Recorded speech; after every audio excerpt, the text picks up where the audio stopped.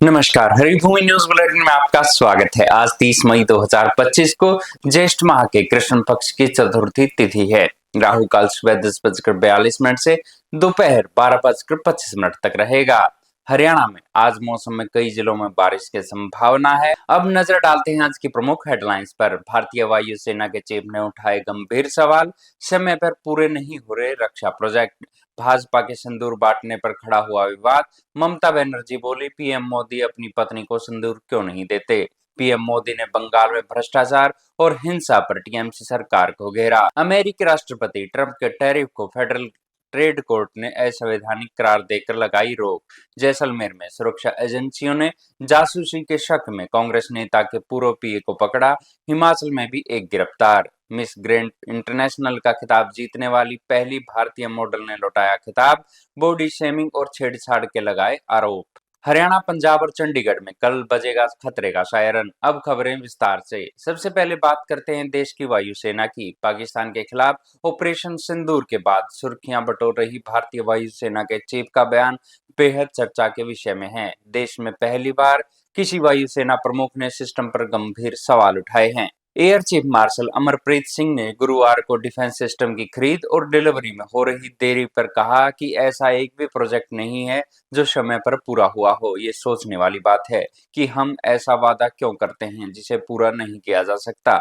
कई बार contract sign करते समय ही पता होता है कि ये समय नहीं होगा, फिर भी साइन कर देते हैं, जिससे पूरा सिस्टम खराब हो जाता है। सीआईआई एनुअल बिजनेस समिट में एयर चीफ मार्शल ने ये बातें कही। इससे पहले 8 जनवरी को भी air chief marshal Amarpreet Singh ने तेजस लड़ाकू विमानों की डिलीवरी में हो रही देरी को लेकर चिंता जाहिर की थी। उन्होंने कहा था कि 40 जेट अभी भी फोर्स को नहीं मिले हैं, जबकि चीन जैसे देश अपनी ताकत बढ़ा रहे हैं। एयर चीफ ने बताया कि फरवरी 2021 में हेल के साथ तेजस MK-1A फाइटर जेट के लिए 48,000 करोड़ का कॉन्ट्रैक्ट साइन किया गया था। डिलीवरी मार्च 2024 से शुरू होनी थी, लेकिन आज तक एक भी विमान नहीं आया। तेजस MK-2 का प्रोटोकॉल भी अभी तक तैयार नहीं हुआ है। एडवांस स्टेल्थ फाइटर AMCA का भी अभी तक कोई प्रोटोटाइप नहीं है। Air chief marshal Amarpreet Singh ने कहा कि हमें आज के लिए तैयार रहना होगा, तभी भविष्य के लिए भी तैयार हो सकेंगे। आने वाले 10 साल में इंडस्ट्री से ज्यादा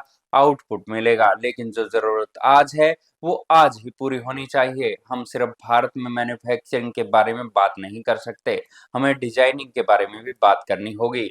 हमें सेना और इंडस्ट्री के बीच भरोसे की जरूरत है, हमें बहुत खुलापन दिखाने की जरूरत है।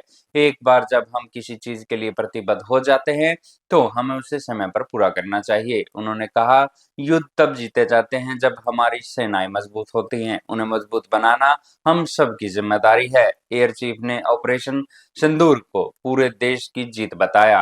अब खबर पश्चिम बंगाल से। यहाँ गुरुवार को भाजपा और टीएमसी ने एक दूसरे पर जमकर निशाना साधा।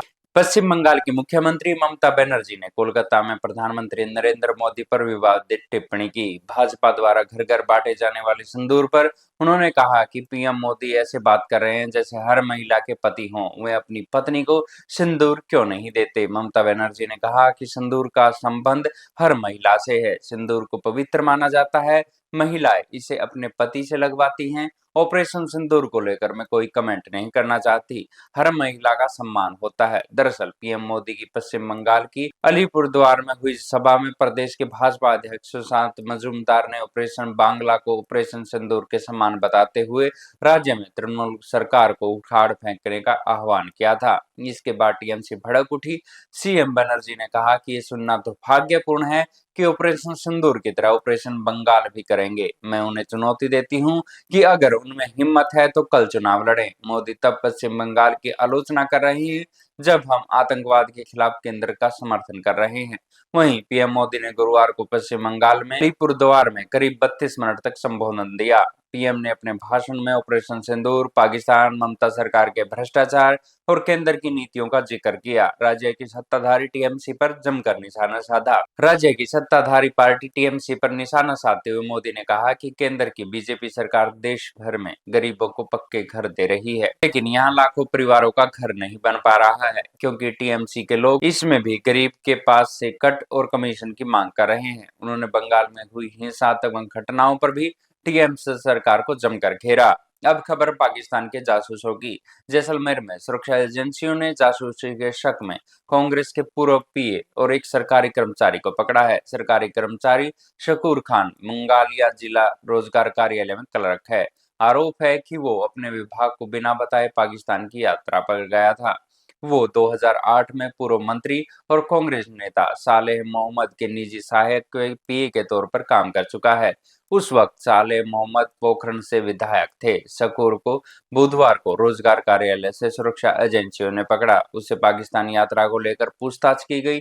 जैसलमेर में पूछताछ के बाद रात को उसे जयपुर लेकर गए। बताया जा रहा है कि वो जांच में सहयोग नहीं कर रहा है, लेकिन उसे जयपुर में सुरक्षा एजेंसियां पूछताछ करेंगी। उधर इस मामले पर राजस्थान के भाजपा ने एक्स पोस्ट पर कांग्रेस प्रदेश अध्यक्ष गोविंद सिंह डोटासरा से जवाब मांगा है। वहीं हिमाचल प्रदेश के कांगड़ा में पाकिस्तान के लिए जासूसी करने के शक में कांगड़ा जिले के अभिषेक भारद्वाज को गिरफ्तार किया गया है। युवक पर आरोप है कि वो भारत की संवेदनशील जानकारियां पाकिस्तान में बैठे एजेंटों को भेज रहा था। पुलिस ने उसे देहरा कोर्ट में पेशी के लिए पेश किया। इस दौरान उसके चेहरे पर कपड़ा बांधा हुआ था।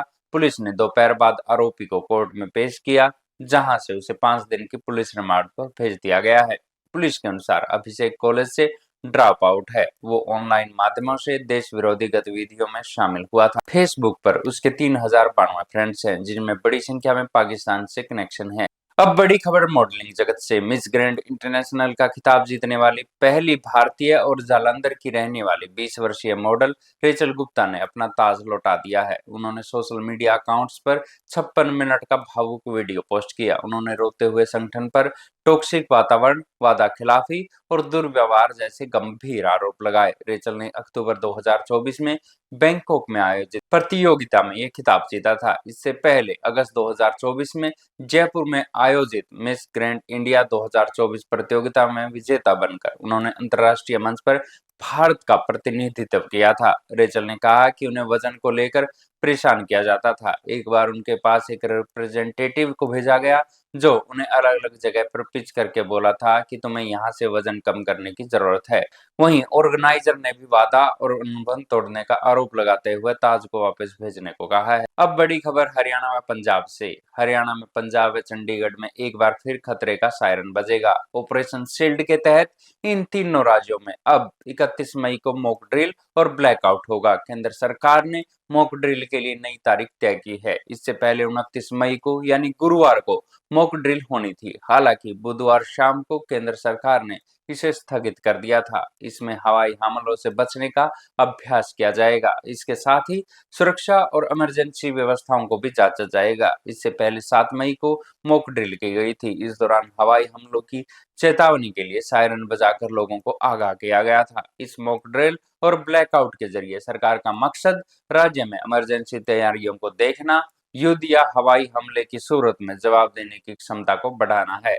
अब खबर अमेरिका से। अमेरिकी राष्ट्रपति डोनाल्ड ट्रंप के टैरिफ को फेडरल ट्रेड कोर्ट ने असंवैधानिक करार देते हुए रोक लगा दी है। कोर्ट ने साफ कहा कि ट्रंप ने अपनी शक्तियों का दुरुपयोग किया और संविधान के दायरे से बाहर जाकर ये टैरिफ लगाने की कोशिश की।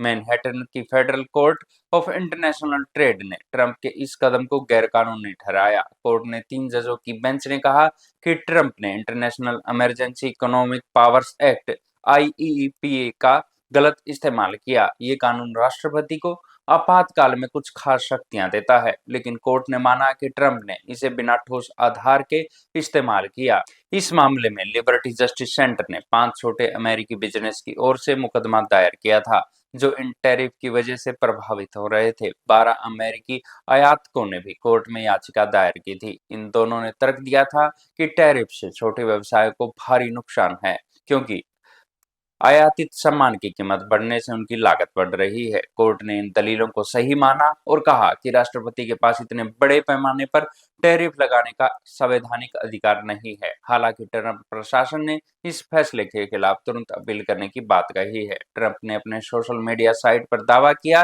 कि उनकी टैरिफ नीति अमेरिका को फिर से महान बनाने के लिए जरूरी थी। हालांकि कोर्ट ने सुझाव दिया कि ट्रंप ट्रेड एक्ट 1974 की धारा 122 के तहत 150 दिनों के लिए 15% तक टैरिफ लगा सकते हैं, लेकिन इसके लिए भी ठोस आधार होना चाहिए। ऐसी ही खबरों से जुड़े रहने के लिए देखते रहिए हरिभूमि टीवी। और अगर खबरों को विस्तार से जानना है तो हरिभूमि अखबार पढ़े या हरिभूमि की वेबसाइट पर जाएं।